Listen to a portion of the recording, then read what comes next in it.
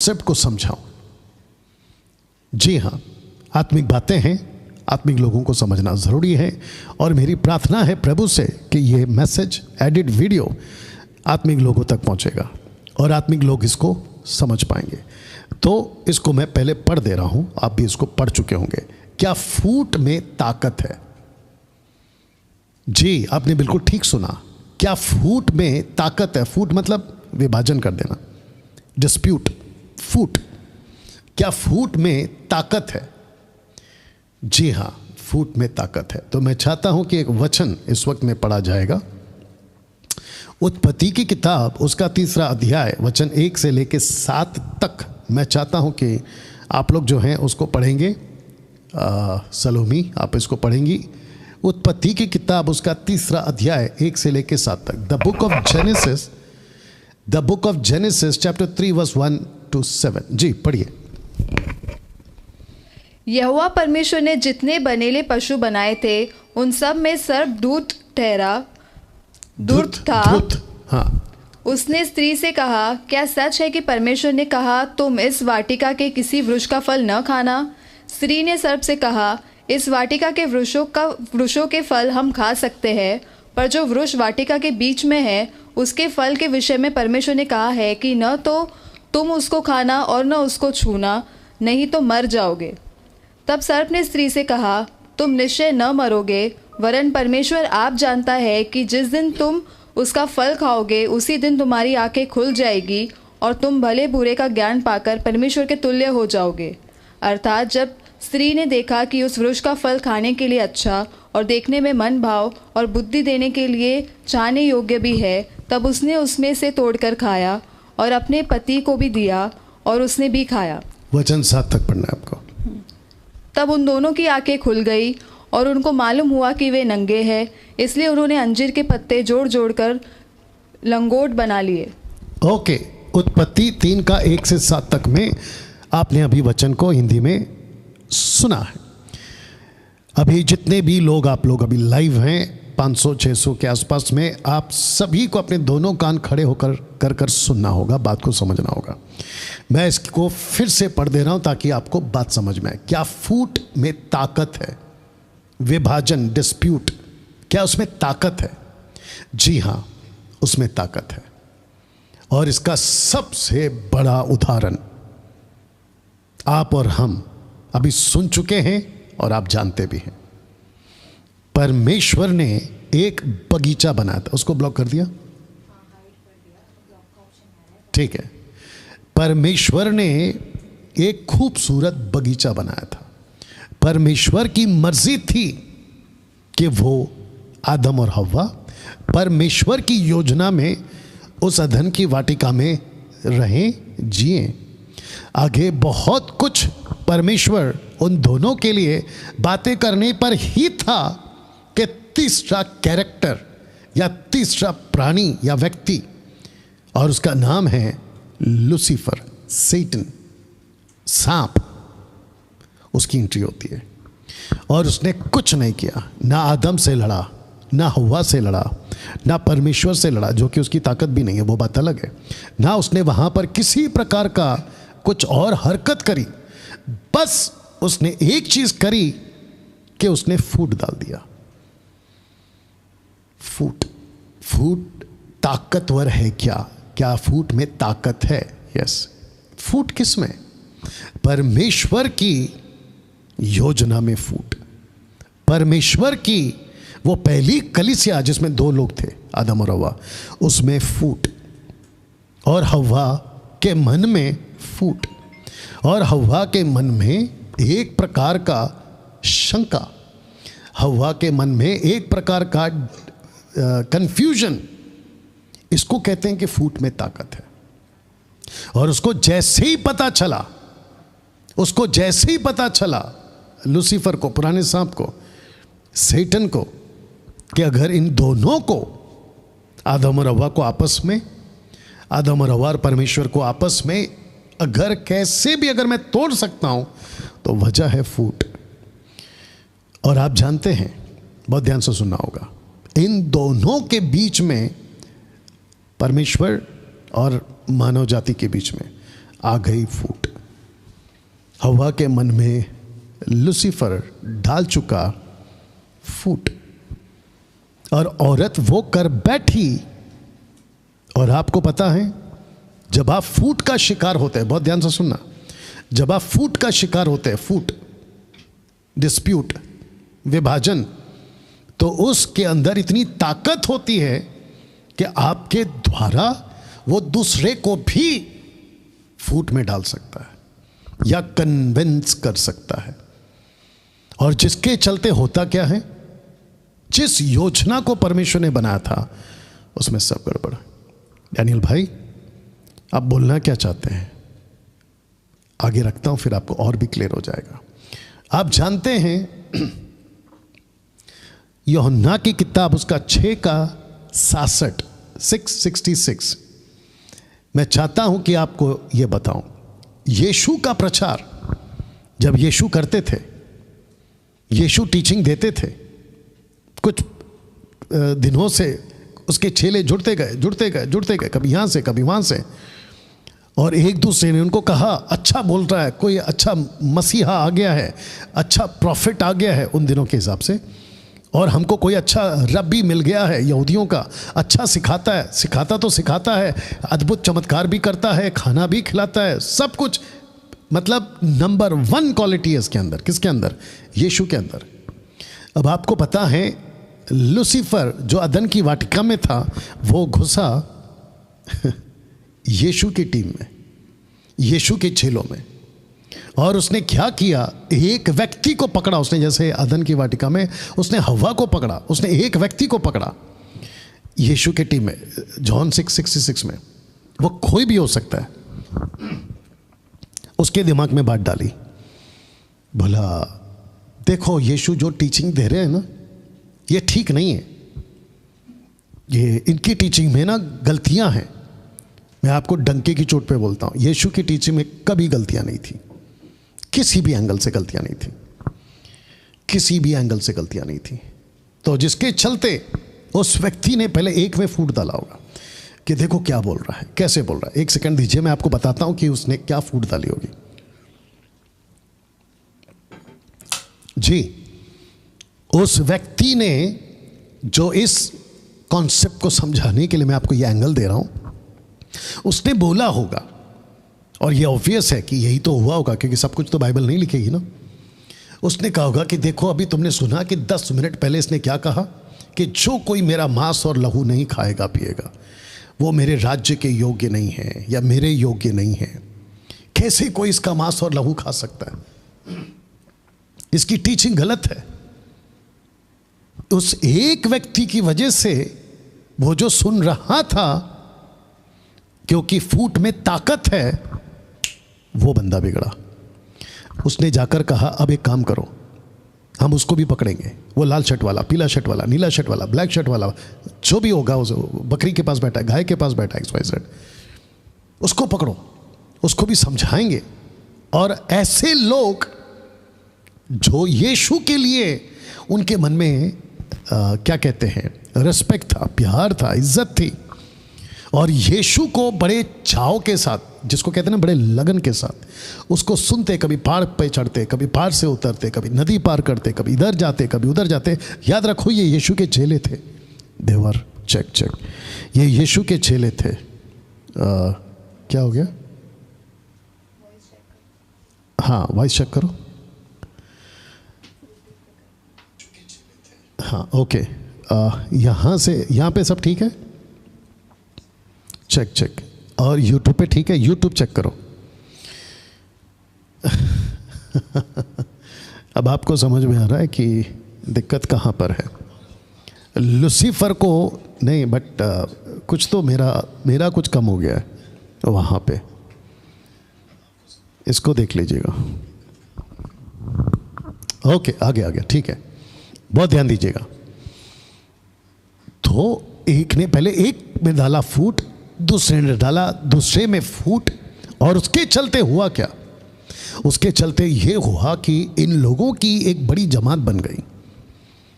और इसको कहते हैं कि लूसीफर ने पहले एक को पकड़ा, उसने दूसरे को पकड़ा, तीसरे ने चौथे को पकड़ा, और फिर एक ग्रुप बन गया। और आपको पता है, जब झूठ का ग्रुप बन जाता है ना, तो सच कमजोर पड़ जाता है, क्योंकि झूठ का वजन बढ़ जाता है। तो इन सब ने इकट्ठे होकर यीशु से एक दिन पूछ लिया, ये आप क्या सिखा रहे हैं, आप ये कैसे सिखा रहे हैं? जबकि मैं आपको बताऊं, इनको चुप रहना था, इनको अधीन रहना था, इनको सीखना था कि चलो कुछ भी है, लेकिन ये हमारा प्रभु है, ये हमको अच्छी बातें सिखाता है, कुछ भी हो, लेकिन यह गलत चीज़ तो नहीं कर सकता। और जिसके चलते ये हुआ कि इन्होंने पूछ लिया। और जब यीशु ने कहा, मेरी टीचिंग, मेरा प्रचार ऐसा ही रहेगा। आप जानते हैं, इसी चैप्टर में, यानी कि इसी लाइन में लिखा है कि इस पर उसके चेलों में से बहुतेरे उल्टे फिर गए और उसके बाद उसके साथ ना चले।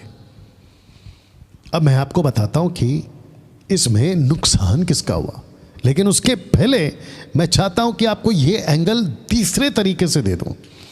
लूका की किताब उसका 22 का 29 में, अगर आपको याद होगा, लिखा है कि जैसे मेरे पिता ने मेरे लिए एक राज्य ठहराया, वैसे ही मैं भी तुम्हारे लिए ठहराता हूं।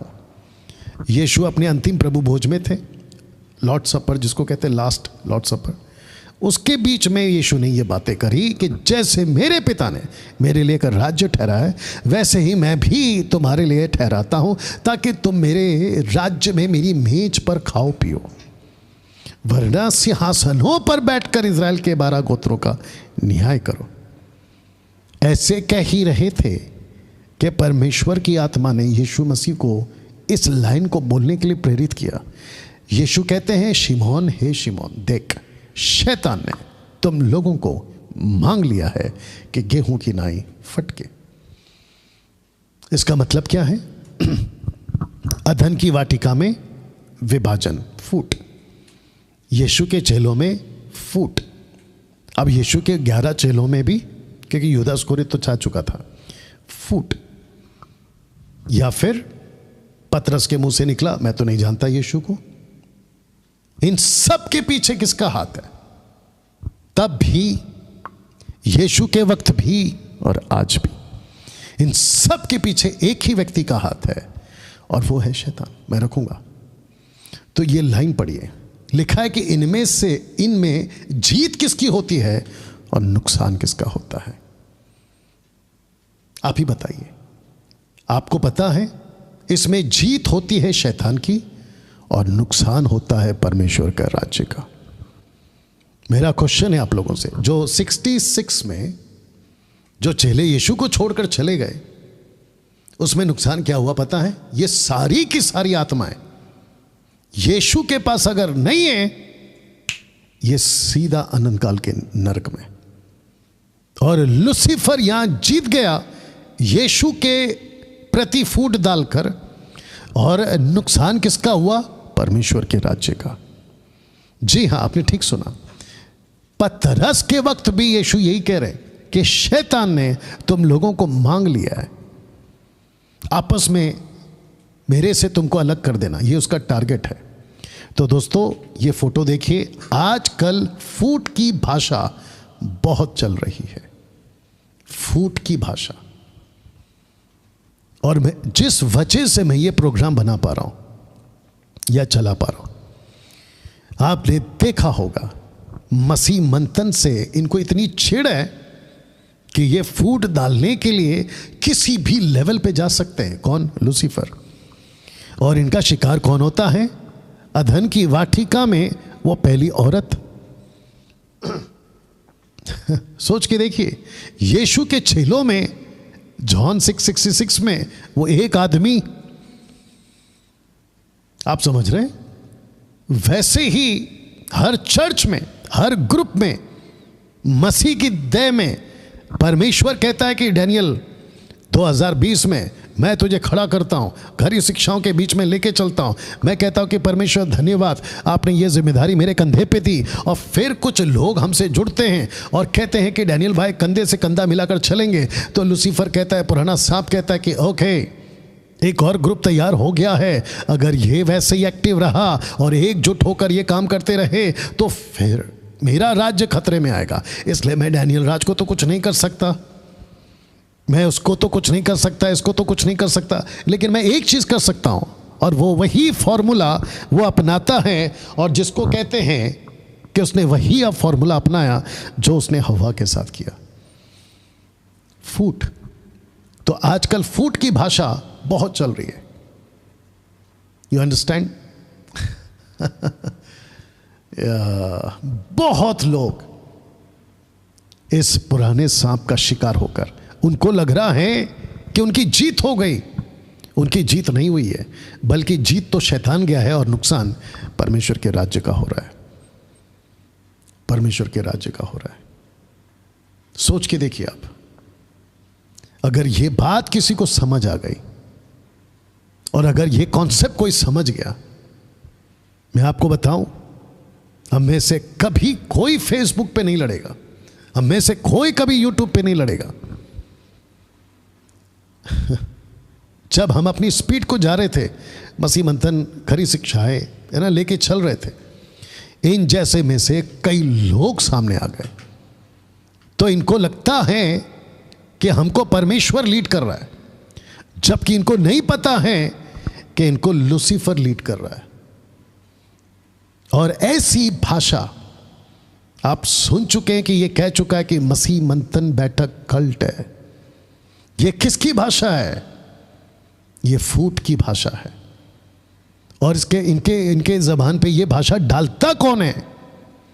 इनके ज़बान पे ये भाषा डालता है वही पुराना सांप, जो कि मेरे पास में कम से कम आधा दर्जन से भी ज़्यादा स्क्रिप्चर्स हैं जहाँ पे पौलुस कह चुका है, मैं डरता हूँ तुम लोगों के लिए। 2 कुरिन्थियों 11:3, मैं डरता हूँ, 2 और 3 पढ़ लेना, कि जैसे सांप ने हव्वा को बहका दिया, कहीं वो तुमको भी ना बहका दे। ताज्जुब की बात है। और जितने मेरे विरोध में बात करते हैं, इनको पहले रख देता हूं। मैं इन सबको बताना चाहता हूं, ना तुम जीतोगे ना मैं जीतूंगा, ना तुम्हारा फायदा होगा ना मेरा फायदा होगा।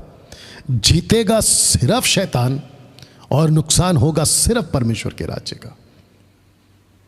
अगर यह बात तुमको समझ में आ गई तो तुम कभी किसी के विरोध में बात नहीं करोगे। टीचिंग सबको देना चाहिए, टीचिंग दो, मैं पहले से बोल रहा हूं, मैं खुद भी टीचिंग देता हूं। बाइबल दी ही गई है। इंग्लिश में एक वचन पढ़ना, 1 Timothy chapter 3 verse 16, 1 Timothy chapter 3 verse 16, 1 Timothy 3:16। जी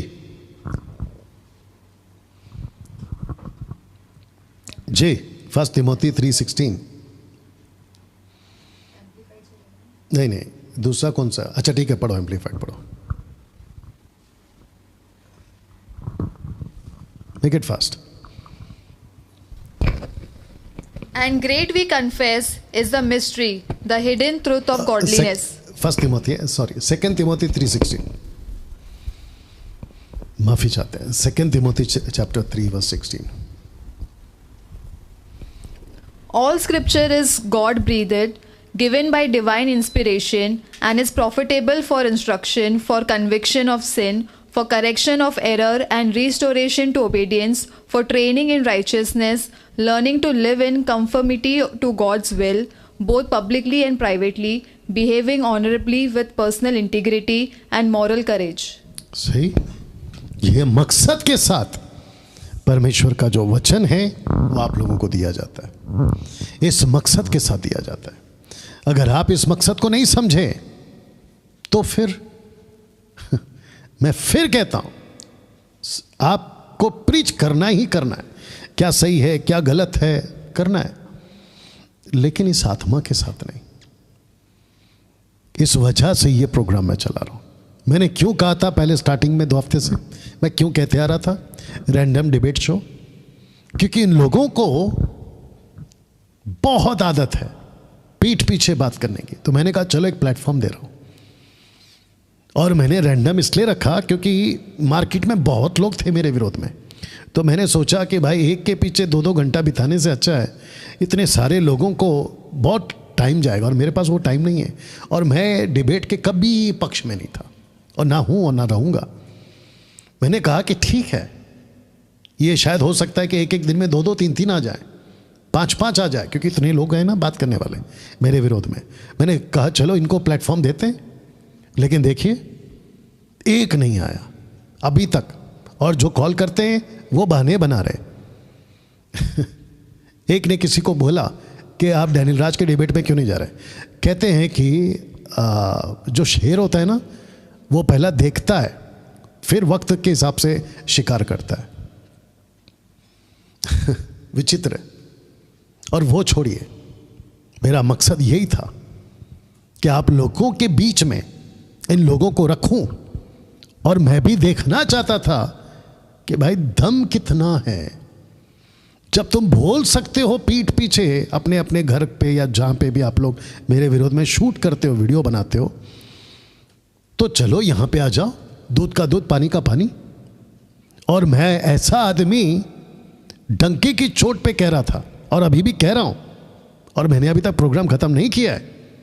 अब ये कितना टाइम चलेगा देखना भी चाहता हूं कि कौन कौन आता है। मैंने कहा था कि किसी भी टॉपिक पे आ जाओ, लेकिन नहीं। तो इससे पता चलता है कि ये किसका शिकार हैं? फूट की भाषा का शिकार हैं। बोला फूट डालते रहो, और इनको पता तक नहीं है कि इनको यूज कौन कर रहा है। डैनियल भाई, क्या ऐसा पॉसिबल है कि हम प्रभु में होकर पास्टर, बिशप, अपोस्टल, प्रॉफिट, पता नहीं क्या क्या बड़े बड़े नाम लगाकर, क्या उसके बावजूद भी लूसीफर यूज कर सकता है? यस। पतरस फिर क्या था? मैथ्यू चैप्टर 16 में पतरस क्या था? 25 ऑनवर्ड्स पतरस क्या था? यीशु का चेला। पतरस कौन था? पहले सदी का बिशप। पतरस कौन था? वो प्रेरित जिसको परमेश्वर ने, पवित्र आत्मा ने सबसे पहले खड़ा किया उसके राज्य का प्रचार करने के लिए। उस तक को लूसीफर यूज कर रहा है, और पतरस को नहीं पता है कि मेरे को लीड कौन कर रहा है, मेरे मुंह में भाषा कौन डाल रहा है, शब्द कौन डाल रहा है। तो मैं सबको कहना चाहता हूं, आपको मुझसे नहीं लड़ना है। जैसे मैंने कल माइकल को कहा, मुझसे मत लड़ो, वो परेशान आत्मा। उसको भी कहा, अभी भी कहता हूं इन जैसों को, इसको भी कहता हूं, इसको भी कहता हूं, मुझसे मत लड़ो। मुझसे लड़कर तुमको कुछ नहीं मिलेगा। और याद रखो, अगर कोई शेर है ना तो सवा शेर भी है। या तो सबको कहना चाहता हूं, छोटा बड़ा भाई की हैसियत से, जैसा तुम्हारे को समझ में आता है, मसीह समाज के अंदर, सोशल प्लेटफॉर्म के अंदर इज्जत से रहो, मसीह के कैरेक्टर को रखो, मसीह के चरित्र को रखो, और खुद की पहचान ऐसे बनाओ कि लोग तुमको सुन सकें, और साथ ही साथ अच्छा प्रचार करो। लेकिन ये फूट की आत्मा का शिकार में मत आ जाओ, क्योंकि लूसीफर ने यही किया था। यहां पे यीशु के ग्रुप को तोड़ दिया, अधन की वाटिका में परमेश्वर के ग्रुप को तोड़ दिया, और इसमें जीत किसकी हुई? सांप की। नुकसान किसका हुआ? परमेश्वर के राज्य का। और इसमें खिलावट, माफ करना, खिलौना कौन बना? कठपुतली कौन बना? कभी इधर कभी उधर। तुम जैसे लोग, इन जैसे लोग। और कुछ लोगों को लगता है, अभी मैं आगे जाऊंगा क्योंकि वक्त का भी ध्यान रखना है, आज इसके ऊपर थोड़ा सा बात होगा, ठीक है ना। आप लोगों को लगता होगा कि हम डैनियल राज के विरोध में बात करके या अनाप शनाप बककर, ये एंगल से वो एंगल से, हम जो हैं उसको नीचे गिरा देंगे। ठीक है, मैं नीचे गिर जाऊंगा तुम्हारे हिसाब से, लेकिन इसमें तुम्हारा फायदा क्या है? इसमें तुम्हारा फायदा कुछ नहीं होगा, बल्कि जीतेगा शैतान और नुकसान होगा परमेश्वर के राज्य का। आपको पता है ना लूका 17:1, जो कि मैं कॉन्सेप्ट लेके चल रहा हूं, ठोकरों के कारण संसार पर हाय, ठोकरों के कारण संसार पर हाय। तो दोस्तों इस बात को समझिएगा ना। अब क्योंकि मेरी